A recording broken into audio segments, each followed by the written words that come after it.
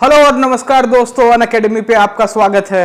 आज 2 अक्टूबर है और जैसे कि आप सब लोग जानते हैं कि आज के दिन भारत को 2 ऐसे महापुरुष मिले जिन्होंने भारत की आज़ादी के दौरान और आज़ादी के बाद भारत के निर्माण में बहुत बड़ा योगदान दिया है। जी हाँ, मैं बात करने जा रहा हूँ मोहनदास करमचंद गांधी की, महात्मा गांधी की और लाल बहादुर शास्त्री जी की। आज उनकी जयंती है और आज उनकी जयंती होने के उद्देश्य के ऊपर से हम लोग आज एक सेशन कंडक्ट करने जा रहे हैं और सेशन का नाम है गांधी द लीडर।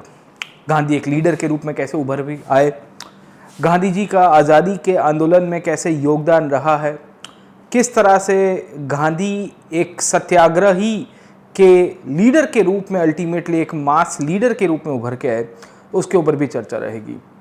तो आज हम लोग मैपिंग के पर्सपेक्टिव से डिस्कस करेंगे। Will be discussing the role of Gandhi ji with respect to the mapping point and हम लोग इसी बेसिस के रूप में समझने की कोशिश करेंगे कि कैसे भारत के आज़ादी के आंदोलन में गांधी जी का योगदान रहा है और कैसे इंडियन नेशनल मूवमेंट के अंदर एक बर्ड्स आई व्यू से हम लोग इसको डिस्कस कर सकते हैं।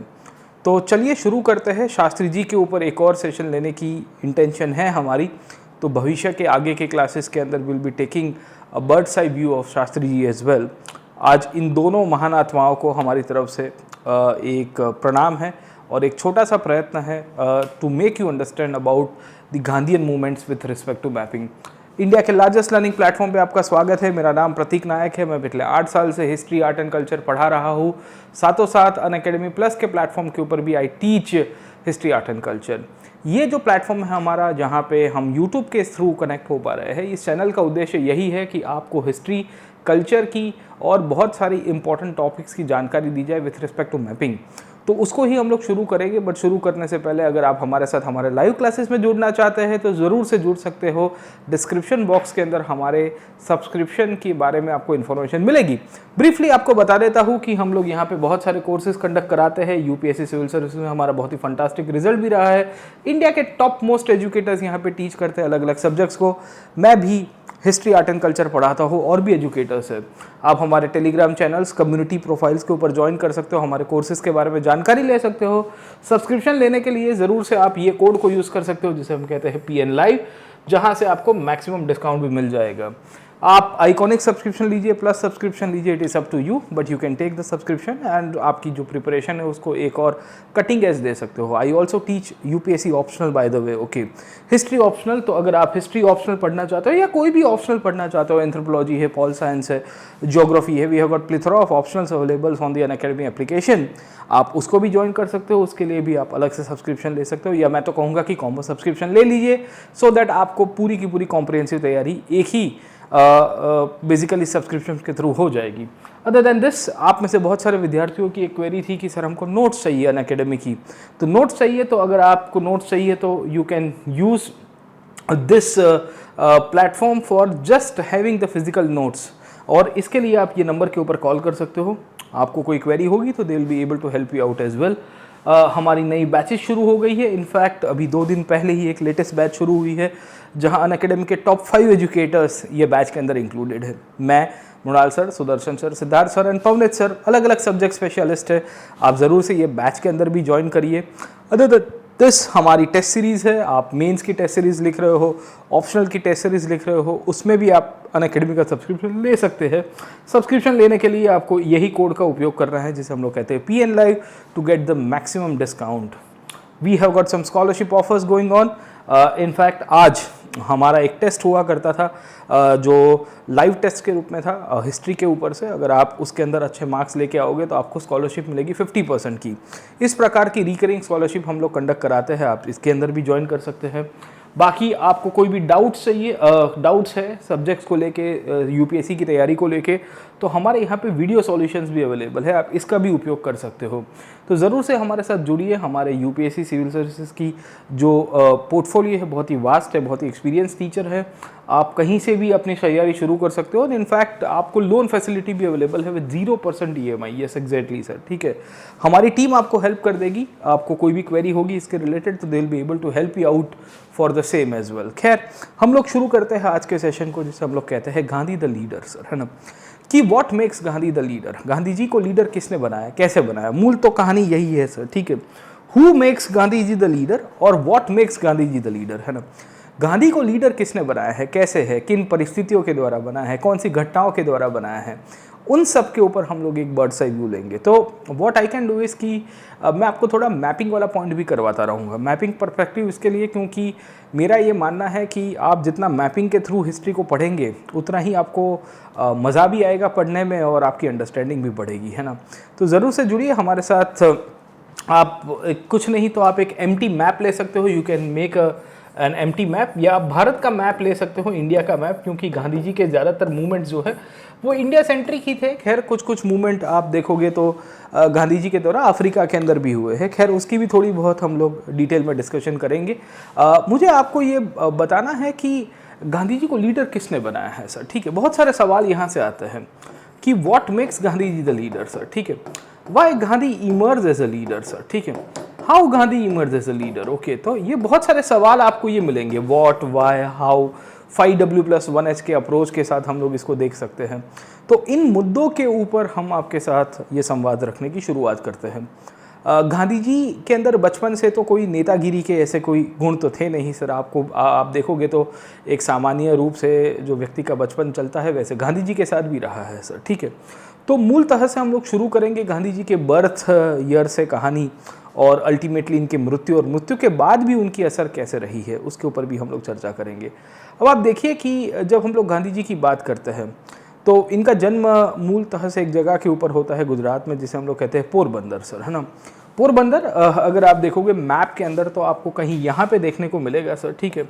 और पोरबंदर की इम्पोर्टेंस ये है कि इनके फोर फादर्स जो हुआ करते थे वो यहाँ से बिलोंग करते थे। इम्पॉर्टेंट पार्ट ये भी है कि ये यहाँ के दीवान या प्रिंसली स्टेट जो उस टाइम के अंदर रजवाड़ा हुआ करता था उसके एडमिनिस्ट्रेशन में थे। सो गांधीज ग्रेट ग्रैंडफादर और ग्रैंडफादर और फादर एज वेल सर, ठीक है, they were part of the state services. Porbandar used to be a kingdom at that time, और किंगडम के रूप में गांधी जी की जो फैमिली थी वहाँ पे पोरबंदर के अंदर जुड़ी हुई थी। काफ़ी सालों से वो लोग वहाँ से एडमिनिस्ट्रेशन में थे। खैर पोरबंदर से इनकी फैमिली माइग्रेट होती है and over a period of time Gandhi ji का ज़्यादा बचपन जो है वो पोरबंदर में ना बीतते हुए यू विल सी कि वो बीतता है राजकोट के अंदर सर, ठीक है। तो गांधी जी के जीवन के दो महत्व के स्थल आपको देखने को मिलेंगे सर, ठीक है। उनके जो फाउंडेशनल फेज था, गांधी जी का जो शुरुआती दौर था, वो सब आपका पोरबंदर और राजकोट के बीच में ही चलेगा। उसमें खास करके ज़्यादातर जो पीरियड है वो तो राजकोट में ही चलता है, क्योंकि राजकोट वॉज द प्लेस जहाँ से गांधी जी हम लोग कह सकते हैं कि उन्होंने अपना स्कूलिंग किया। तो अल्फ्रेड हाई स्कूल करके एक जगह है, वहाँ पे उन्होंने स्कूलिंग किया। छोटी उम्र में ही फैमिली से उतनी बड़ी रिस्पॉन्सिबिलिटी थी नहीं, क्योंकि his father was still in the part of the Rajkot state administration as well. तो पर्सनल फैमिली बैकग्राउंड अगर आप समझने की कोशिश करोगे तो उतना मैं ये नहीं कहूँगा कि बहुत ही रॉयल और लेविश लाइफस्टाइल थी, पर भारतीय मिडिल क्लास के पर्सपेक्टिव से देखा जाए तो काफ़ी अच्छा मैं कहूँगा कि एवरेज से थोड़ा अबाउ एवरेज की कंडीशंस आपको यहाँ से मिल जाएगी सर। खैर मूलतः से गांधी जी 1869 से लेके पहले 20 साल तक तो अपना जीवन राजकोट और उसके इर्द गिर्द के जगहों में बिताएंगे। जैसे राजकोट के पास एक जगह है भावनगर सर, ठीक है, ये भी काठियावाड़ पेनिनसुला के अंदर ही आपको जगह देखने को मिलेगी सर, ठीक है। So Gandhi also actually spends some months in Bhavnagar as well. Actually क्या हुआ कि राजकोट में उनका प्राइमरी स्कूलिंग हो गया था गांधी जी का, and after the primary schooling of Gandhi ji he was sent to Samaldas college in Bhavnagar as well. तो होता ये है कि वो भावनगर में पढ़ने के लिए उनको भेजा तो गया, बट उनका फिर मन नहीं लग रहा था। So at that time Gandhi ji decides to drop out as well. बोलते हैं यार मज़ा नहीं आ रही है मुझे पढ़ाई में यहाँ पे सर, ठीक है। और इस पीरियड में गांधी जी ने अपने एक्सपेरिमेंट्स को जिस तरह से कोडिफाई किया है, अपना अनुभव को जिस तरह से कोडिफाई किया है माई एक्सपेरिमेंट्स विद ट्रूथ के अंदर, अगर आपको पता होगा गांधी जी की एक बुक आया करती थी सत्य ना प्रयोगो, या basically my experiments with truth, कि भाई मैंने ट्रूथ के साथ बहुत सारे एक्सपेरिमेंट्स किए, प्रयोग किए हुए जीवन के साथ। तो उसमें उन्होंने अपने भावनगर के अनुभव के बारे में भी लिखा है सर। खैर तो पहले 1869 से लेके 1888 तक का जो पीरियड था गांधी जी का, वो मूलतः से ये 2-3 जगहों के अंदर ही घूमता है सर, ठीक है। तो पोरबंदर से उनका जन्म हुआ, वहाँ से राजकोट गए, राजकोट से भावनगर की तरफ आपको मिल जाएंगे। भावनगर में उनको हायर एजुकेशन के लिए भेजा गया था। राजकोट में उनका प्राइमरी और सेकेंडरी एजुकेशन जैसा हुआ था, और फिर हायर सेकेंडरी, और बोला गया था कि भाई ऐसा हो तो कॉलेज एजुकेशन के लिए आपको भावनगर भेजते हैं सर, ठीक है। तो उनके परिवार वालों ने उनको भावनगर भेजा था, but then you will see that Gandhi ji Bhavnagar में ज़्यादा टिकते नहीं हैं सर। और उसके बाद उनको बोला जाता है कि एक काम करो कि अगर आपको भारत में नहीं रहना है सर, ठीक है, तो हम आपको लंदन स्टडी करने के लिए भेज देते हैं। अब देखिए कि ये बहुत विपरीत परिस्थिति है सर, है ना।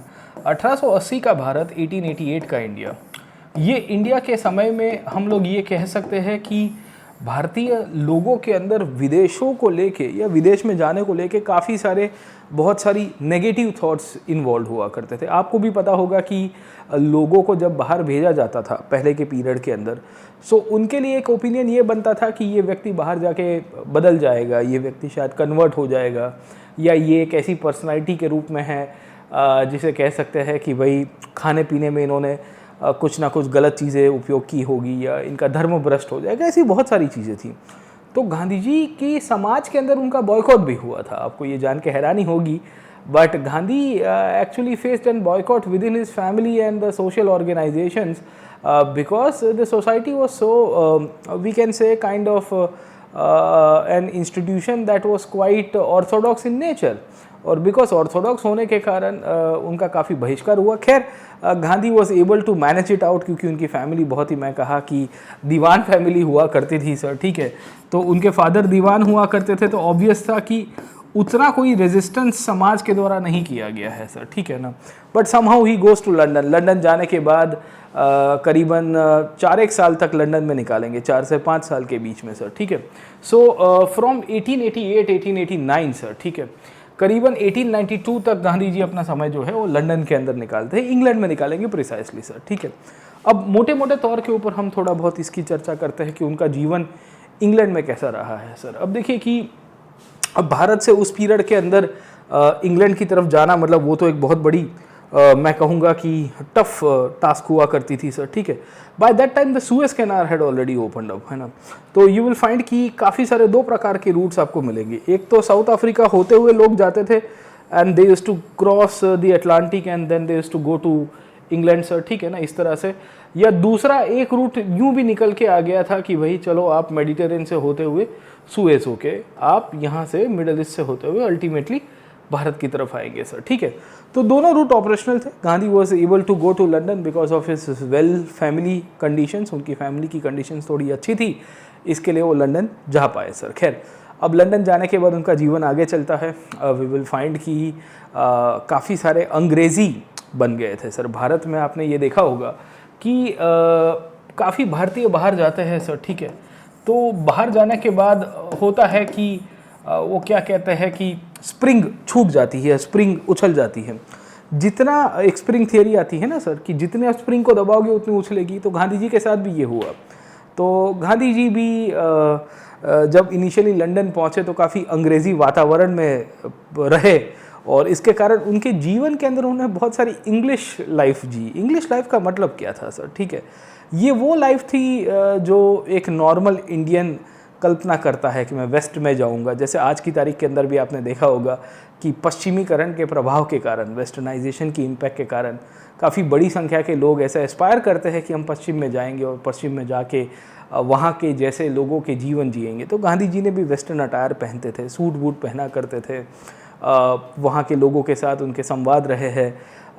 यू विल फाइंड कि वहाँ की एजुकेशन, लॉ पढ़ने गए होते हैं सर, ठीक है।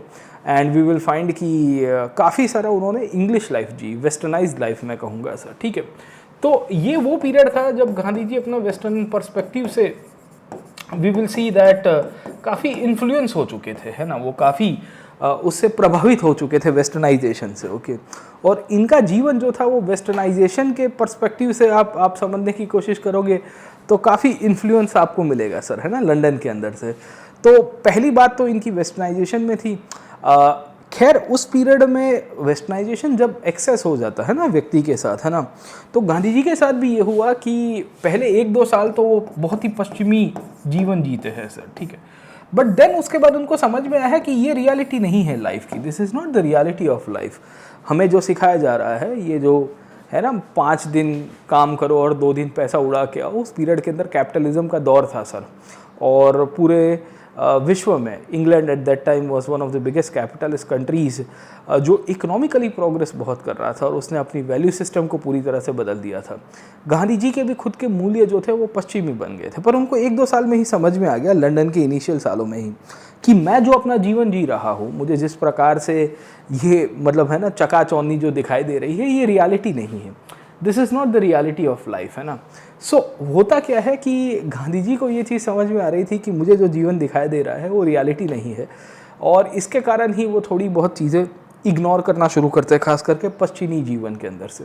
तो इनिशियली मीट ईटिंग किया करते थे, use to consume meat as well, but उन्होंने छोड़ दिया कि यार ये तो अच्छी बात नहीं है सर, ठीक है, कि इससे मेरे ऊपर थोड़ा गलत प्रभाव हो रहा है।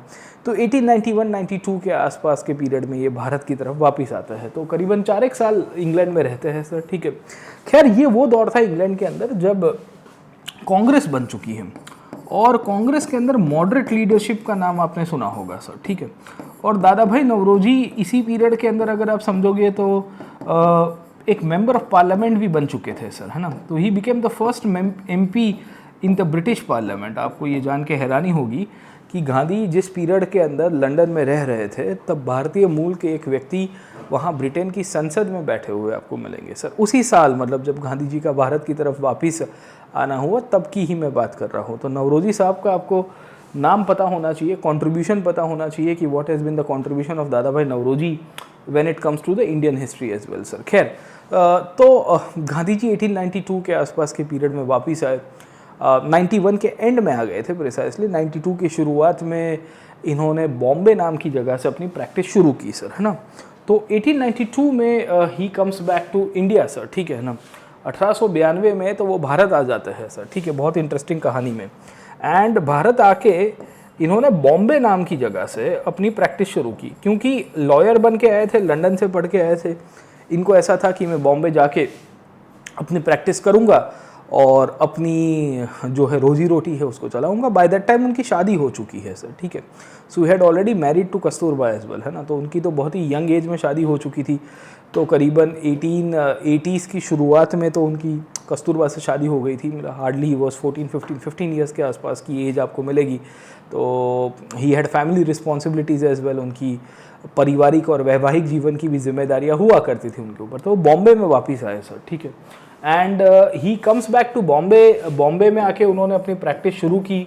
बॉम्बे में आके उन्होंने प्रैक्टिस शुरू करने के साथ साथ उन्होंने राजकोट में भी अपनी प्रैक्टिस शुरू की, क्योंकि बॉम्बे एंड राजकोट इनके साथ इनका मानना था कि अगर राजकोट में मैं सेटल होता हूँ तो मुझे फैमिली सपोर्ट भी मिलेगा सर। खैर, बट जैसे सबके साथ होता है सर, है ना, कि गांधी जी को स्ट्रगल फेस करना पड़ता है। अब आप देखिए कि राजकोट के दीवान का लड़का खुद ही स्ट्रगल फेस कर रहा है अपनी न्यायिक जो प्रैक्टिसेस उन्होंने शुरू की थी उसके अंदर से सर, ठीक है। The son of the Diwan of Rajkot is himself facing struggle in the legal practices, okay. Why? Because he is not able to get the right support, है ना, उनको सपोर्ट नहीं मिल रहा है। तो ऐसी भी आपको घटनाएं देखने को मिलेगी सर, है ना। तो इसके कारण वो काफ़ी दुखी हुए कि भाई यार मुझे अभी, मैं इतना पढ़ के आया हूँ, खर्चा पानी हुआ है, क्या करेंगे। तो तब भारतीय मूल के काफ़ी सारे लोग बाहर में सेटल थे। तो उसमें एक व्यापारी थे दादा अब्दुल्ला सर। दादा अब्दुल्ला कहते हैं कि देखो अफ्रीका के अंदर आ जाओ, अफ्रीका में थोड़ा यहाँ अपॉर्चुनिटी है, हम भारतीय मूल के लोग काफ़ी सालों से अफ्रीका में रह रहे हैं, पर हमारे लिए यहाँ कोई लीगल प्रैक्टिशनर नहीं है, हमारे लिए बहुत सारा स्ट्रक्चरल इश्यूज़ हुआ है यहाँ अफ्रीका के अंदर।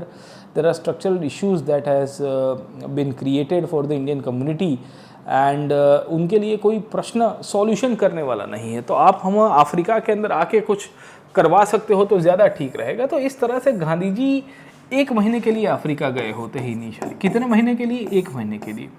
वो कन्वर्ट होता है 1 साल के लिए, और इवेंचुअली 1 साल आप देखोगे तो 22 साल के बाद फाइनली भारत में वो वापस आएंगे सर, ठीक है। तो यू कैन इमेजिन कि Gandhi had gone to Africa for a month, वो 1 साल और फिर उसके बाद 22 साल, तो ऐसा तो क्या हो गया सर। तो अफ्रीका के अंदर ही गांधी जी की लीडरशिप एबिलिटीज़ निकल के आई। अफ्रीका के अंदर ही गांधी, आप देखोगे महात्मा तो नहीं बने, पर मैं ये ज़रूर से कह सकता हूँ कि गांधी जी की जो पूरी की पूरी जर्नी है वो शुरू होती है। वो एक नेता के रूप में, एक आवाम को समझने वाले व्यक्ति के रूप में उभर के आए और उनके अंदर काफ़ी पर्सनैलिटी चेंज भी हुई। अब ऐसा तो क्या मुद्दा था अफ्रीका के अंदर, 3-4 मुद्दों के ऊपर चर्चा करेंगे फिर आगे चलेंगे। अब देखिए कि हम लोग जब गांधी जी की बात करते हैं, when we try to understand the case of Gandhi ji, तो एक चीज़ आपको ये बहुत देखने को मिलेगी कि अफ्रीका में वो जब गए होते हैं तो अफ्रीका में भारतीय मूल के लोगों के साथ काफ़ी इंस्टीट्यूशनलाइज डिस्क्रिमिनेशन हो रहा था। ये डिस्क्रिमिनेशन रेसिज्म के रूप में था। आपको भी पता होगा कि डरबन नाम की जगह के ऊपर वो अफ्रीका में उतरे होते हैं सर, ठीक है। और डरबन नाम की जगह से he was suppose to go to Pretoria sir, है ना, ये याद रखेगा। डरबन से उनको जाना होता है प्रिटोरिया।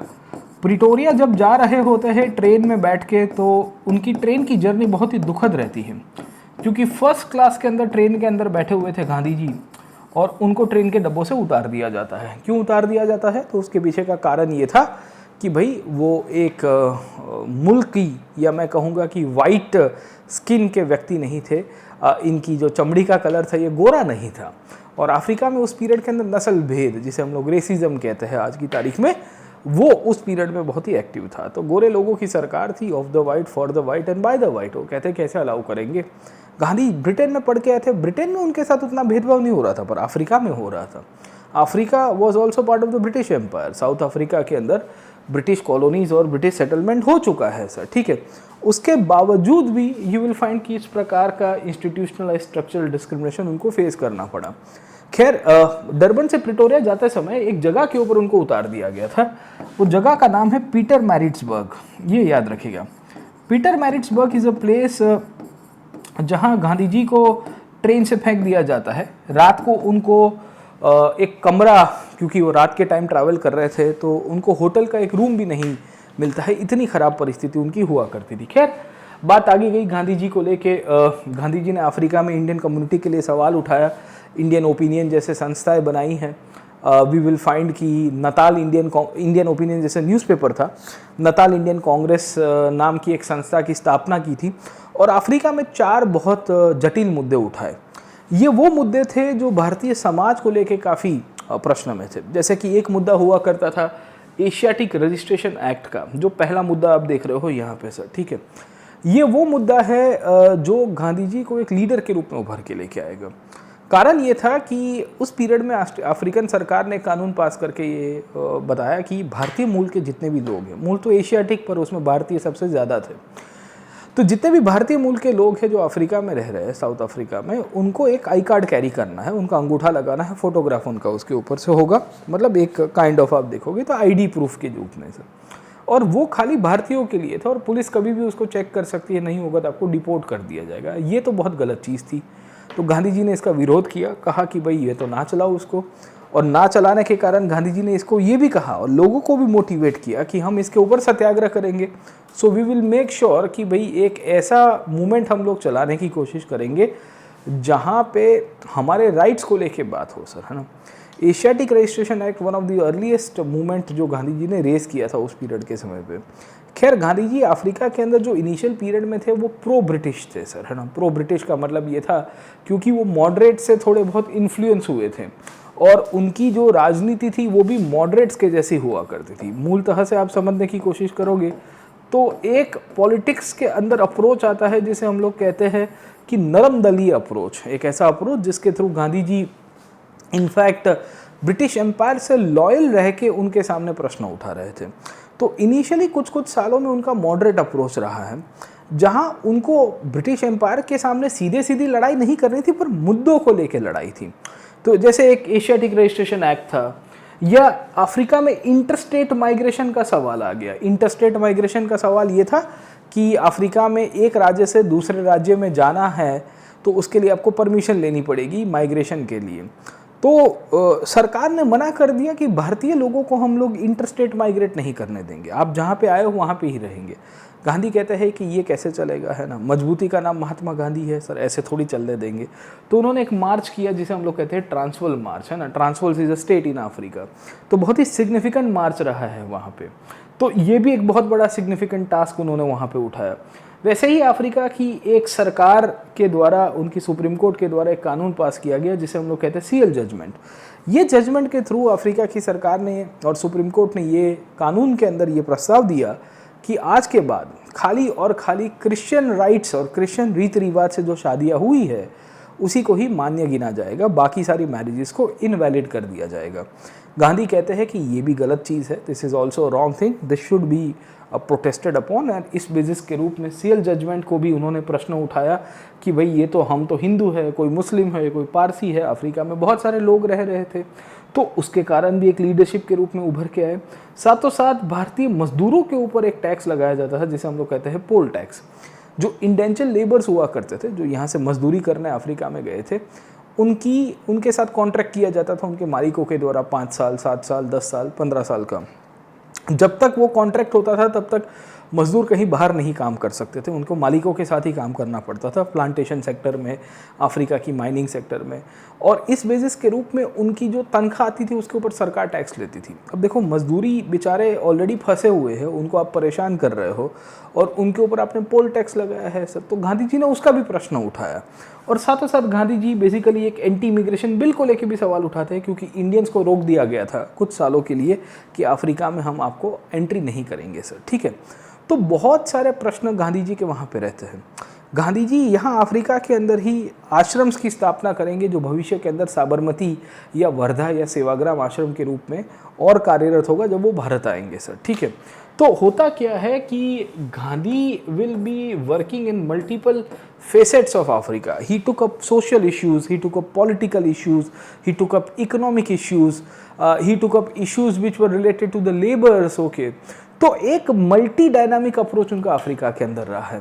इसी पीरियड में उन्होंने सत्याग्रह के बारे में भी समझ लिया था।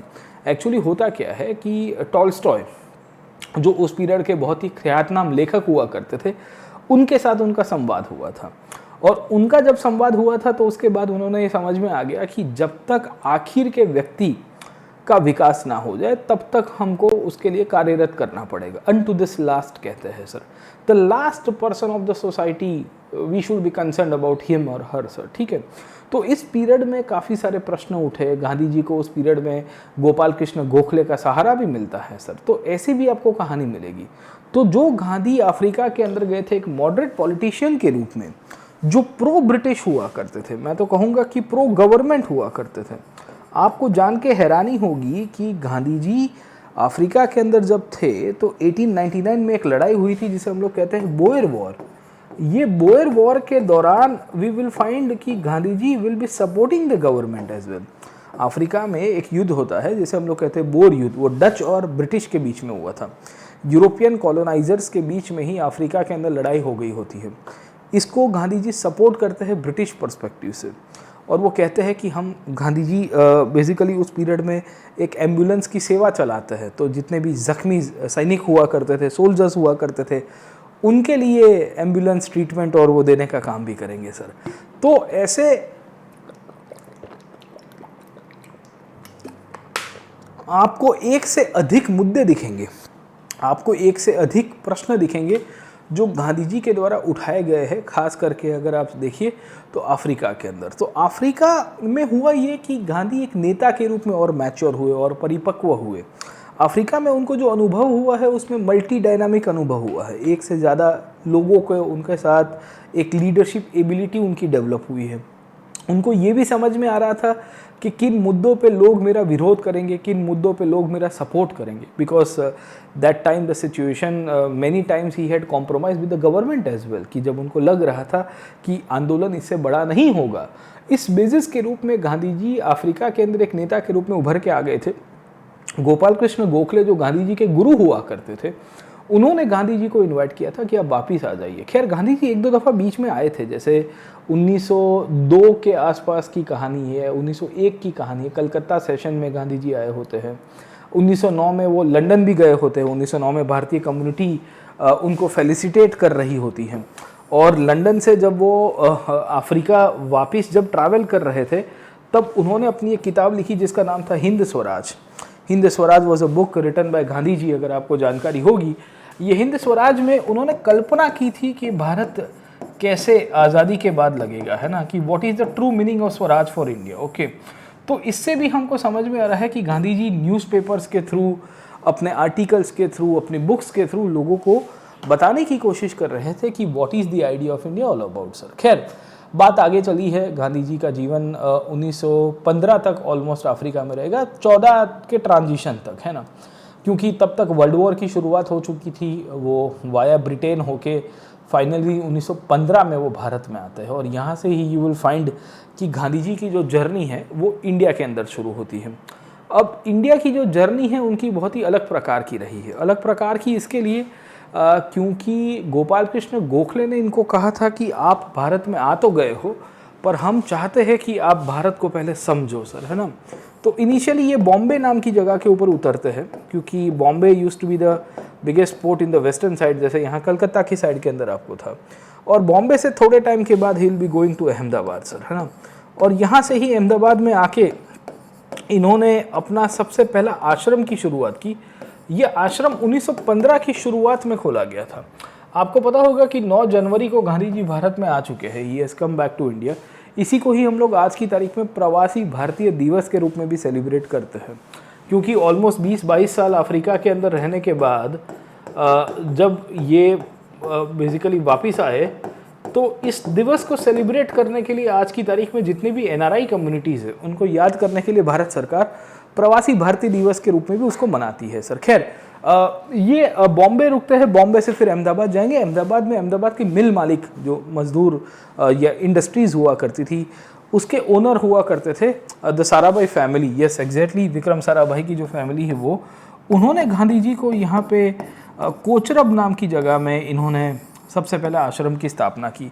ये आश्रम अफ्रीका के अंदर बनाए वाले आश्रम का ही एक मैं कहूँगा लार्ज स्केल वर्जन था। करीबन 1-1.5 साल तक ये कोचरब में रहते हैं। वहाँ से, ये अहमदाबाद में ही जगह है, और वहाँ से ही over a period of time by 1917 वो साबरमती के तट के ऊपर आ जाते हैं।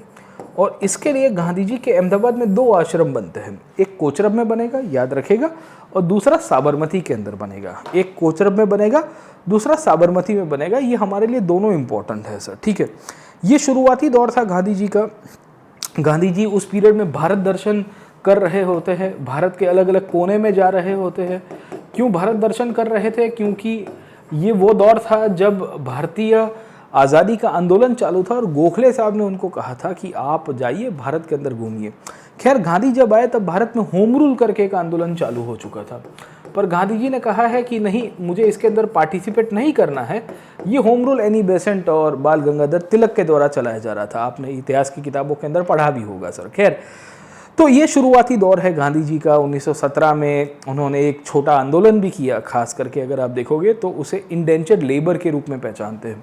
वो जो इश्यू मैंने आपको बताया था पोल टैक्स को लेके, वही issue Gandhi ji over a period of time Bharat के अंदर उठाएंगे। ओके, एंड होता ये है कि ये इंडेंचर्ड लेबर का एजिटेशन उठाते हैं। वो कहते हैं कि भाई देखो, भारतीय मजदूरों को जिस तरह से शोषित किया जा रहा है अफ्रीका में या विदेशों में, ये प्रथा बंद होनी चाहिए। इसको लेके काफ़ी सक्सेस भी मिला। 1917 तक आते आते यही Gandhi ji you will see that Champaran Satyagraha के अंदर जाएंगे सर। खैर, तो 2 चीज़ें आपको यहाँ से देखने को मिलेगी। पहला, आपको 1917 में चंपारण सत्याग्रह, ये याद रखेगा। ये चंपारण सत्याग्रह आपको पता होगा कि किसानों का सत्याग्रह है। ये सत्याग्रह के द्वारा गांधी जी ने 3 कठिया नाम की एक प्रथा थी, उसके ऊपर प्रश्न उठाया था कि ये जो 3 कठिया सिस्टम के थ्रू भारत के जो इंडिगो क्रॉप और इंडिगो के जो नील के किसान जो थे, उनका जो शोषण हो रहा था, वो प्रथा बंद होनी चाहिए। ये सत्याग्रह में गांधी जी ने सिविल डिसोबीडियंस भी किया था सर, है ना। तो सविनय कानून भंग, कानून का तोड़ना, क्योंकि सत्याग्रह जब करने की शुरुआत हुई थी तो चंपारण के कमिश्नर के द्वारा आदेश दिया जाता है कि गांधी जी जिले को छोड़ के चले जाए। पर मैंने आपको पहले भी कहा कि मजबूती का नाम महात्मा गांधी है सर, है ना, कि जो स्ट्रेंथ है उन्हीं का ही नाम है महात्मा गांधी। गांधी जी ने मना कर दिया कि हम नहीं जाएंगे, आपको जो करना है कर दीजिए। इस बेसिस के रूप में गांधी जी ने इंडिगो क्रॉप को लेकर चंपारण के अंदर राजकुमार शुक्ला के साथ कार्य किया। इनफैक्ट इसके पहले 1916 में इन्होंने BHU की स्थापना के दौरान भी काफ़ी सारा यू विल फाइंड की प्रश्न उठाया था। BHU बनारस हिंदू यूनिवर्सिटी, आपको जानकारी होगी 1915-16 में जब उसकी नींव रखी जाती है तो तब उनको इनवाइट किया जाता है अलॉन्ग विद द डिग्निटरीज। खैर उस पीरियड के अंदर he was not a great personality जिसे हम लोग आज की तारीख में पहचानते हैं।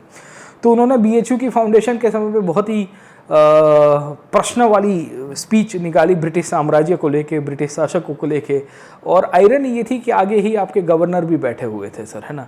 तो उनको बहुत ही एम्बेरेसिंग लगा कि एक को हमको इनवाइट किए जा रहे हो यूनिवर्सिटी के नींव के अंदर, फाउंडेशन के अंदर, और आपके एक स्पीकर हमारा ही अपमान किए जा रहे हैं। तो गांधी जी बहुत ही बेखौफ हो चुके थे, क्योंकि अफ्रीका में जेल में रह के आए थे, उनको अनुभव हो चुका था कि भाई देखो जेल जाना तो कुछ गलत है नहीं सर, आप जब देश के लिए आवाज़ उठा रहे हो तो there is nothing wrong in going to jail as well sir. खैर तो ये शुरुआती दौर के दौरान 1917 में चंपारण, 1915-16 में BHU का मुद्दा उठाना, जिसको लेके उन्होंने काफ़ी आलोचना भी की सरकार की सर, है ना। और चंपारण एक पीजेंट इशू था, आपको भी पता होगा कि किसानों का इशू था, जहां किसानों के साथ जो कॉन्ट्रैक्ट फार्मिंग हो रही थी, जिसके थ्रू भेदभाव हो रहा था, वो बंद किया गया। ये गांधी जी 1918 तक आते आते वी विल फाइंड अहमदाबाद और खेड़ा सत्याग्रह के अंदर भी पार्टिसिपेट करेंगे सर, है ना।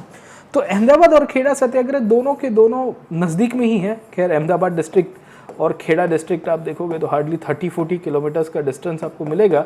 और खासियत आपको ये मिलती है कि एक मुद्दा जो अहमदाबाद के अंदर था तो वर्कर्स का मुद्दा था, वो मजदूरों का मुद्दा था, वो मिल मालिकों का मुद्दा था। मूलतः से अहमदाबाद में उस पीरियड में प्लेग आया था, तो प्लेग के बाद जो सैलरी बढ़ानों को लेके इश्यूज चल रहे थे, खास करके मालिकों और मजदूरों के बीच में, उसको लेके काफ़ी हंगामा हुआ था और उसके कारण स्ट्राइक हो रही थी। स्ट्राइक होने के कारण कपड़े का प्रोडक्शन अटक गया था। Manchester is called as the Ahmedabad of India sir, है ना। मैनचेस्टर को, या Manchester was called as the Ahmedabad of India, sorry, Ahmedabad was called as the Manchester of India sir, ठीक है। Ahmedabad was called as the Manchester of India, और इस basis के रूप में जब हम लोग अहमदाबाद की बात करेंगे तो अहमदाबाद के अंदर जो प्रोडक्शन था वो अटक गया था। तो कलेक्टर ने गांधी जी को बुलाया था। गांधी जी ने मजदूरों का साथ लेके यहाँ अहमदाबाद के अंदर सबसे पहली बार इन्होंने फास्ट किया था सर, ठीक है। और ये भूख हड़ताल की थी और कहा था कि अगर हमको न्याय नहीं मिलेगा मजदूरों को तो मैं फास्ट अनटू डेथ भी कर दूंगा सर। खैर तो ये एक बहुत सिग्निफिकेंट मूवमेंट रहा है। दूसरा खेड़ा के अंदर था। खेड़ा में पीजेंट का इशू था, आपको थोड़ी बहुत जानकारी होगी कि किसानों को लेके जो इस प्रकार के अंदर जो भेदभाव हो रहा था और जो टैक्सेस भारत सरकार के द्वारा लिए जा रहे थे, स्टेट गवर्नमेंट्स के द्वारा, basically in the form of revenue in agriculture. तो अकाल की परिस्थिति है एक साइड के ऊपर भारत में, खास करके गुजरात के अंदर बारिश फेल हो गई थी, there was a crop failure हुआ था। कुछ जगह के ऊपर अतिवृष्टि हुई थी, बारिश ज़्यादा थी। कुछ जगह के ऊपर ये भी जानकारी मिल रही है कि अतिवृष्टि के अलावा वहाँ क्राइसिस क्रिएट हो गया था with respect to we can say the crop failure. तो इस बेसिस के रूप में नॉर्मली ये होता है कि जब क्रॉप फेलियर होता है तो आपको रेवेन्यू नहीं देनी होती है। किसानों को कहा जाता है कि आपको रेवेन्यू देनी पड़ेगी। गांधी जी ने उस पीरियड के अंदर भी बहुत बड़ा आंदोलन किया। ये आंदोलन किसानों का मुद्दा था, ये आंदोलन वर्कर्स का मुद्दा था। ये दोनों के दोनों पीजेंट एंड वर्कर मुद्दे के द्वारा जब गांधी जी ने इन दोनों मूवमेंट्स को इंटीग्रेट किया, इससे काफ़ी बड़ा एक इम्पैक्ट इंडियन नेशनल मूवमेंट के अंदर पड़ता है सर, ठीक है। तो खेड़ा में गुजरात सभा नाम की एक संस्था हुआ करती थी, ये याद रखिएगा। इसके अध्यक्ष भी गांधी जी हुआ करते थे। ये गुजरात सभा गुजराती इंटेलेक्चुअल बॉडी हुआ करती थी जो गुजरात सेंट्रिक मुद्दों को आवाज़ उठा रही थी। खैर गांधी इस पीरियड के समय पे फर्स्ट वर्ल्ड वॉर को भी सरकार को सपोर्ट करेंगे। तो उस पीरियड में 1917-18 में एक गवर्नमेंट की द्वारा कॉन्फ्रेंस होती है। ये कॉन्फ्रेंस में भारतीय सैनिकों को वर्ल्ड वॉर 1 में रिक्रूट करने का प्रश्न हुआ था कि भारतीय मूल के सैनिक ब्रिटिश आर्मी के अंदर जुड़े, उनकी रिक्रूटमेंट बढ़े। तो इस परिस्थिति में गांधी जी उसको भी मैं कहूँगा कि सपोर्ट करेंगे, क्योंकि गांधी का मानना था कि वर्ल्ड वॉर 1 भले खराब है पर अल्टीमेटली भारतीय लोगों के लिए तो ये एक ऑप्शन है जिसके थ्रू वो अपनी ब्रिटिश साम्राज्य को लॉयल्टी प्रूव कर सकते हैं।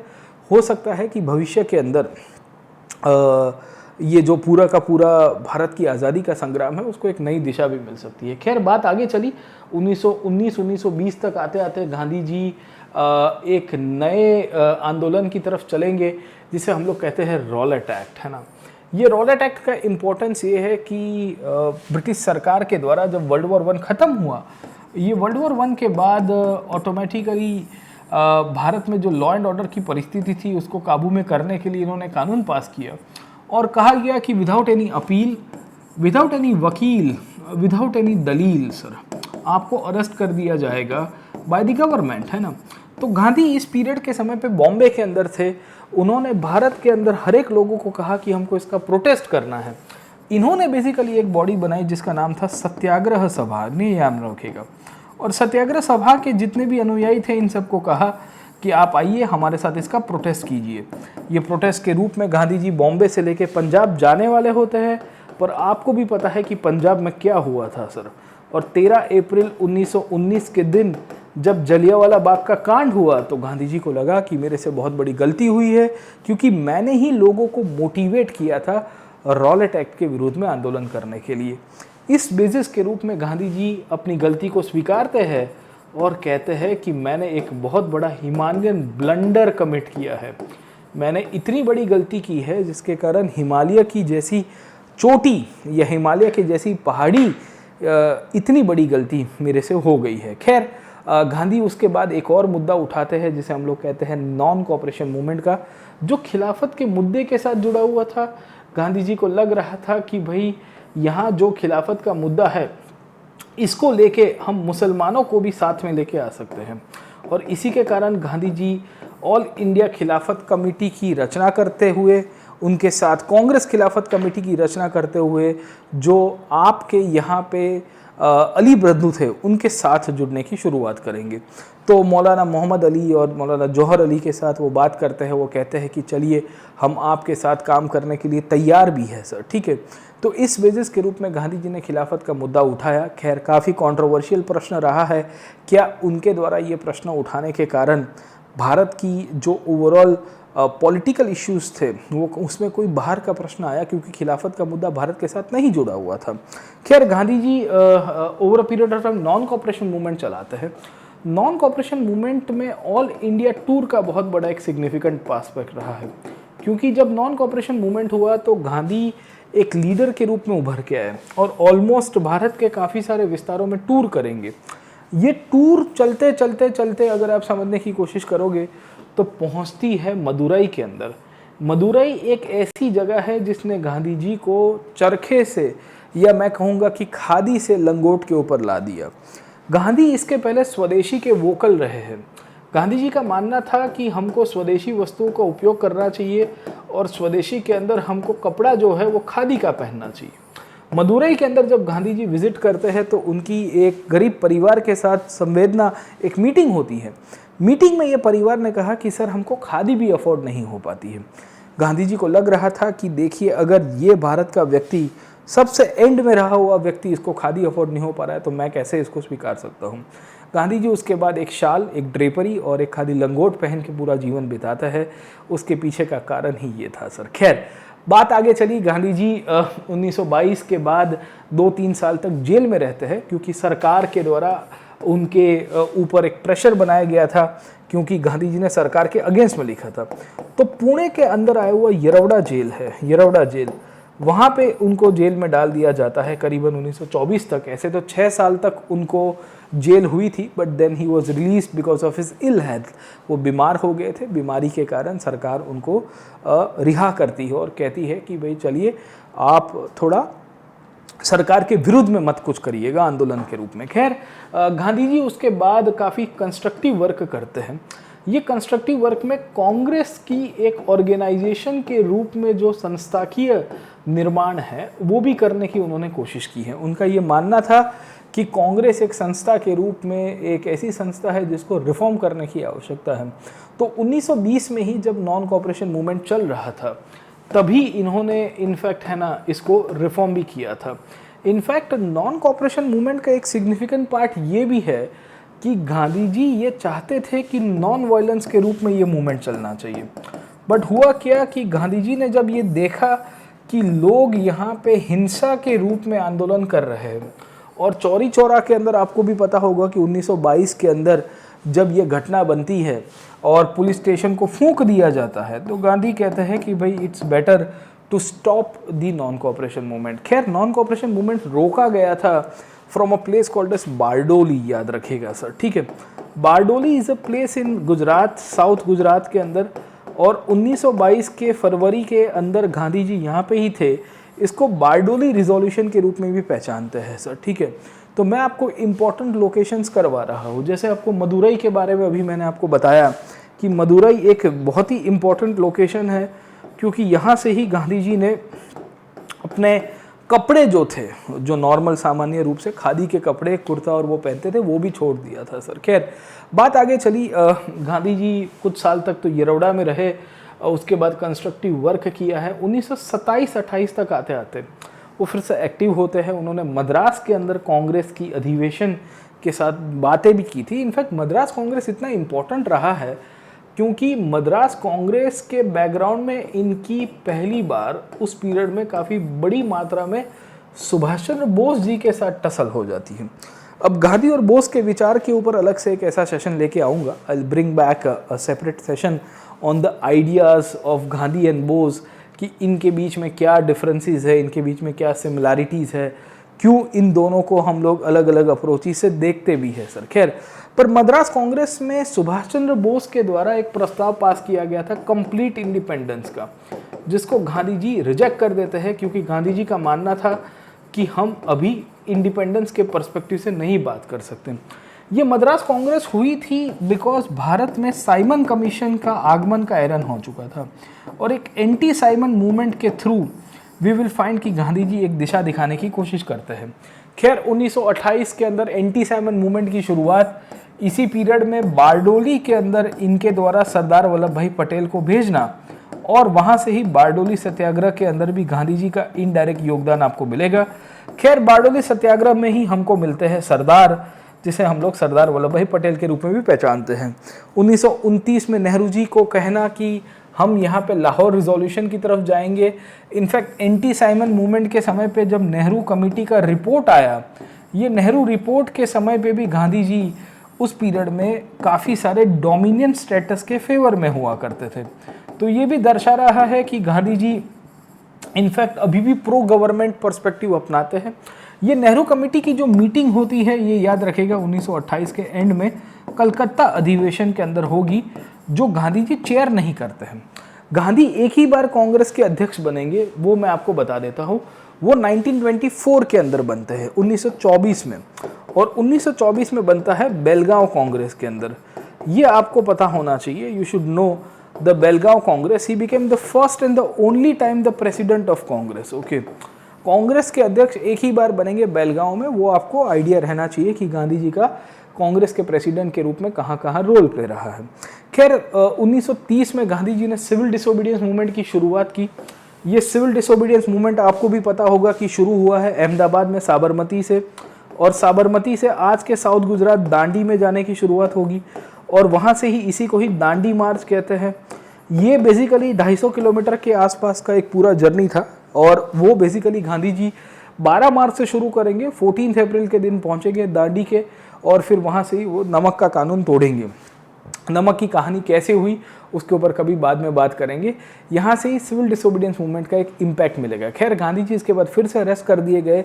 1931 में गांधी जी को रिहा किया गया, और रिहा करने के बाद 1931 के शुरुआती महीने में, खास करके जनवरी के आसपास का पीरियड था, और मार्च के अंदर फाइनल कंक्लूजन हुआ, जिसे हम लोग दिल्ली पैक्ट के रूप में पहचानते हैं।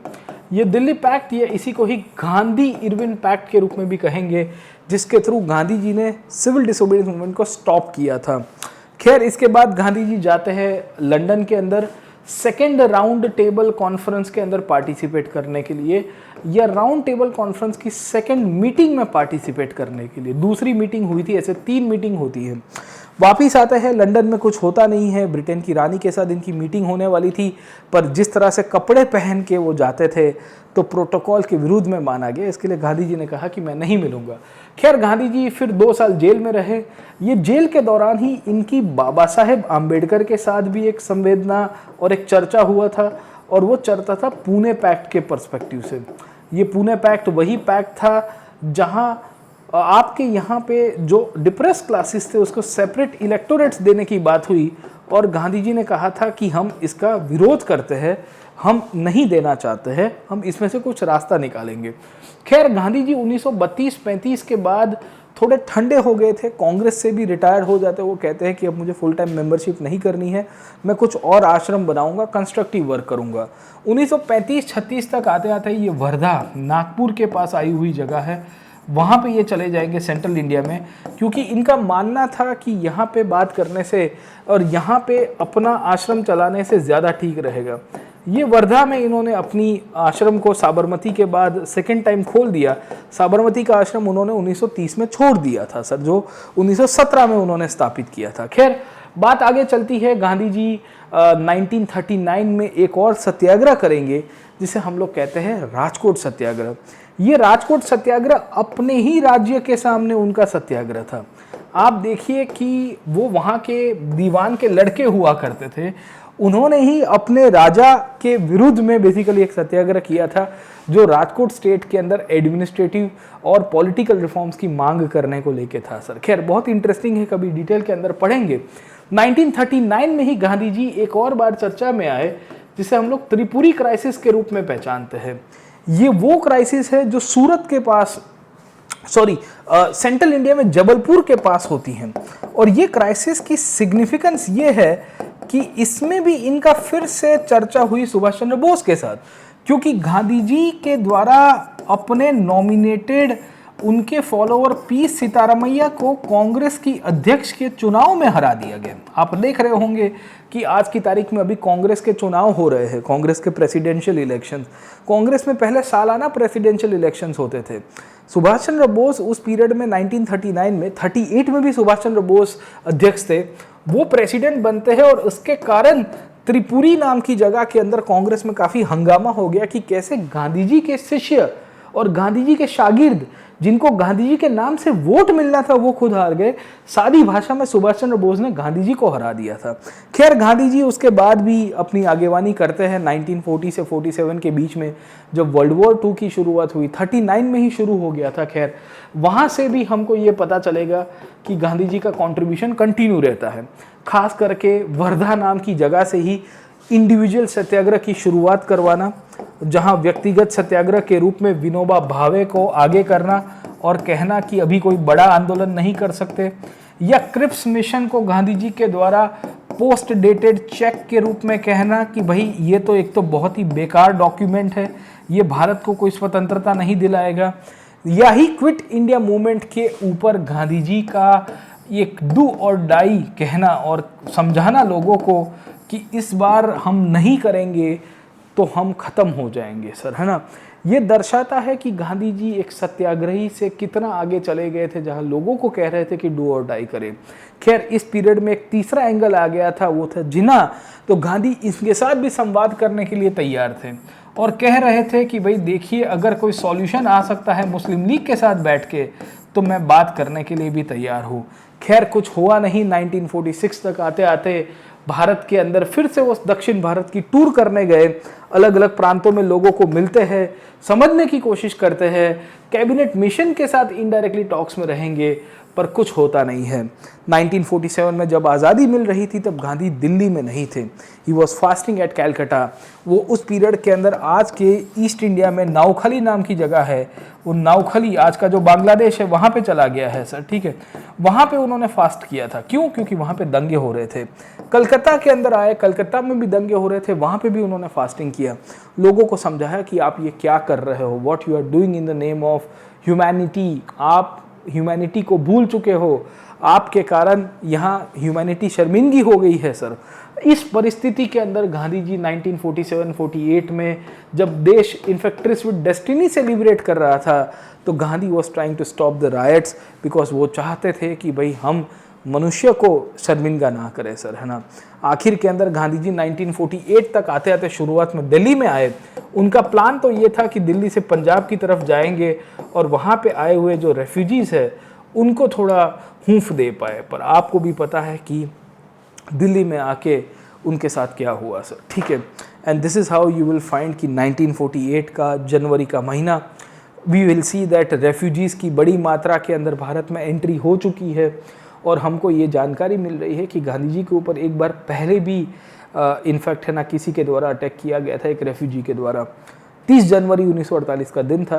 गांधी जी वहाँ दिल्ली के अंदर जो बिरला हाउस था वहाँ से निकले थे, अपनी जो प्रेयर्स है उसकी तरफ जा रहे थे और सामने नथुराम गोडसे आए। उन्होंने हाथ जोड़े और गांधी जी को गोली मार दी सर।